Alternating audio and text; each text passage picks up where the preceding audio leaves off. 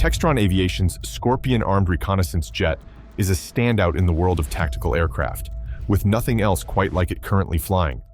Textron ventured into uncharted territory, crafting an aircraft to fill a niche that no other plane was addressing, and they did it with their own funds, a bold move in a field where government usually picks up the tab and becomes the first customer. But the Scorpion isn't just any plane. It's American-made and ready for global export.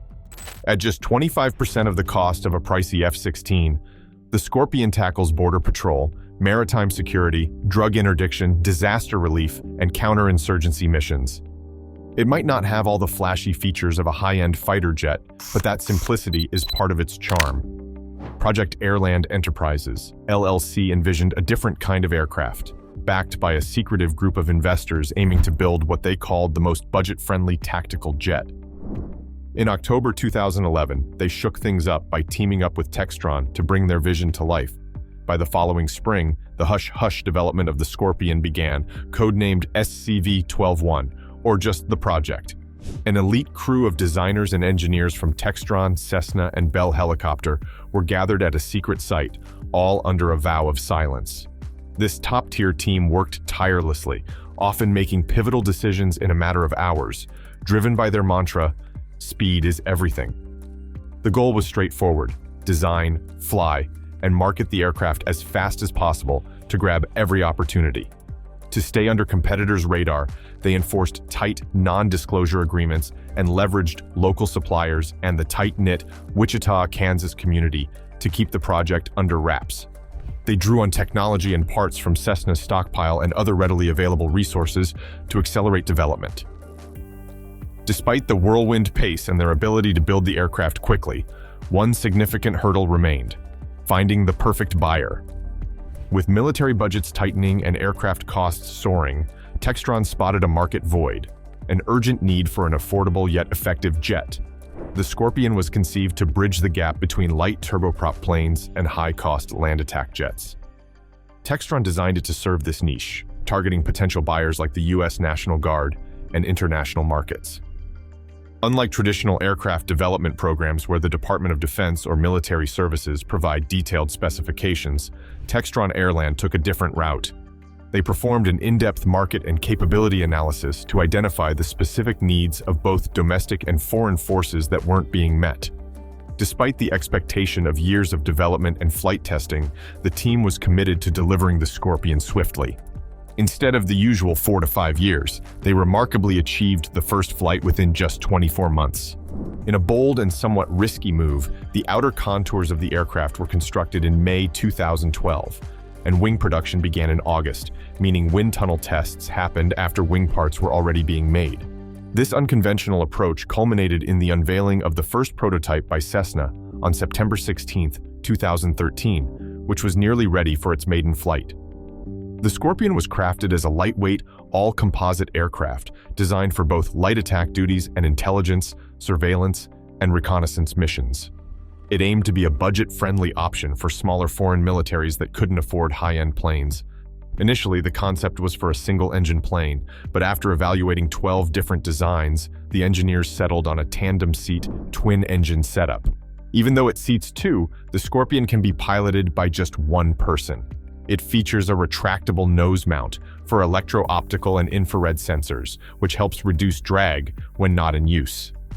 One of the Scorpion's standout features is its affordability. The developers boast that it costs only $3,000 per flight hour, making it much cheaper than any Western-designed turbojet attack aircraft.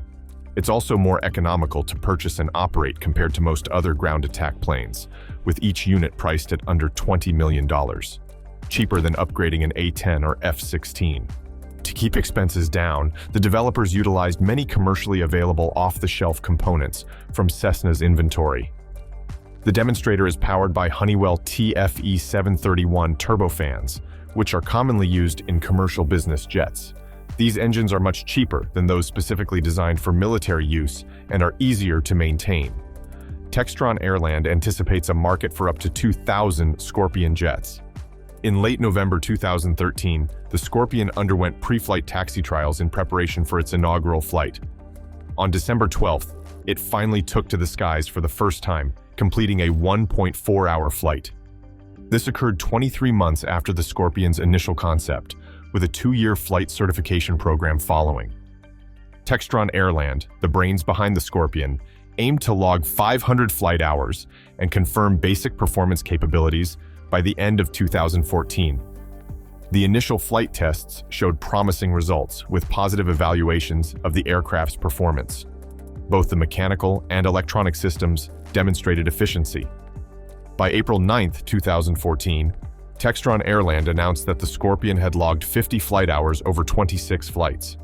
The aircraft reached altitudes of 30,000 feet, speeds up to 490 miles per hour, and experienced accelerations ranging from 3.7 to -0.5 g. The stall speed was identified as being under 100 miles per hour. Test pilots reported that the Scorpion was agile, nimble, and powerful, even when operating on one engine. Additionally, its low-speed performance was commendable, successfully intercepting a Cessna 182 during tests. Incremental modifications were made throughout the testing phase, but remarkably few issues arose, thanks to the use of mature, non-experimental systems. On June 1, 2014, a revamped Scorpion aircraft took to the skies again. It made its grand entrance at the Farnborough Air Show in July that same year. This updated version featured simplified landing gear, a more pronounced wing sweep, and new avionics, including hands-on throttle and stick controls. Its modular design allowed for the wings to be swapped out with different configurations. Interestingly, the manufacturer classifies it as an ISR strike aircraft rather than just a light attack plane. Designed for non-traditional ISR missions, it mirrors the roles U.S. fighters took on in Iraq and Afghanistan, conducting armed reconnaissance at altitudes above 15,000 feet, safely out of reach from most ground-based threats. The aircraft is built tough, able to endure minimal damage. Textron AirLand states the Scorpion is optimized for endurance, capable of loitering for 5 hours up to 150 miles from its base. The Scorpion is versatile, suitable for light attack, reconnaissance, domestic interdiction, air patrol, and training missions. However, it's best suited for low-threat battlefield scenarios. With an internal weapons bay that can be reconfigured for various missions, it can carry sensors or extra fuel. Additionally, it supports precision-guided munitions with laser or GPS guidance. The Scorpion's internal payload capacity stands at 3,000 pounds, and it can carry an additional 3,000 pounds of ordnance on 6 external hardpoints for various weapons, including gun pods, missiles, rockets, and bombs. By the end of summer, the Scorpion would face its ultimate test. In August 2014, this aircraft underwent a simulated scenario involving a large chemical spill. Piloted by a Textron test pilot, the Scorpion circled the affected area for hours, relaying high-quality video footage to members of the U.S. Air National Guard. This exercise was designed to highlight the Scorpion's intelligence and reconnaissance capabilities, pushing for its adoption in Air National Guard missions. Impressively, the Scorpion achieved a perfect mission availability rate during this drill, showcasing its ability to deliver color HD full-motion video and maintain communication with other aircraft and ground stations. Such performance suggests the Scorpion could be ideal for low-threat missions, offering a cost-effective solution for smaller nations in need of tactical aircraft. Fast forward to December 22, 2016, and the first production standard Scorpion took flight, marking a significant milestone in its development. The team behind the Scorpion has reported a surge of interest from military and paramilitary groups worldwide. Discussions are already happening with nations like Malaysia, Brunei, the Philippines, Indonesia, Bahrain, Qatar, and Saudi Arabia. It's worth noting, though, that the demand for light fixed-wing attack jets has dwindled since the 1980s. Wealthier nations now favor more advanced aircraft, while less affluent countries lean towards turboprops and attack helicopters. The big question is whether the Scorpion can outshine these alternatives in range, endurance, low-altitude performance, and sensor capabilities. Even with these uncertainties, the Scorpion's unique features and affordability make it a compelling choice for countries seeking dependable tactical aircraft. Thanks for tuning in.